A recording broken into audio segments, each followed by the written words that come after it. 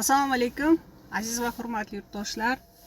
Hozir shu bir oy Ramazon oyi, ro'za Ramazon oyi. Bilasizlar, Ramazon oyida yo'q narsani o'zi yo'q. Hamma nono'ylarimiz, nisholdachilarimiz yana bir pishiriqlarga boy, qo'qonimizning qo'li gul, qo'li shirin povurlarimiz, shu oshpazlarimiz, nono'ylarimiz, nisholdapurish akalarimizga o'z minnatdorchiligimni bildiraman. Hozir men Qo'qon markazidagi, Qo'qon shahrida eng mashhur bo'lgan non markazidan bizning eng mashhur brendimiz Chap-chap non deyiladi bu. Chap-chap nonni oldim.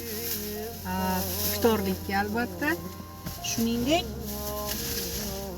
uy nonlari ham tayyorlashar ekan. Mana bunaqa shirma, shakkar, mazali uy nonlarini ham oldim. Va shuning bilan birga nisholda. Bilasizlar, Qo'qon shahrida juda ham bir-biridan shirin, shakkar nisholdalar tayyorlanadi. Mana bu olmalik.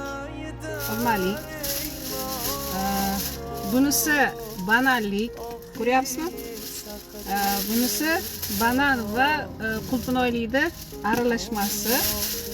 Mana bu qulpinoylik. Mazza.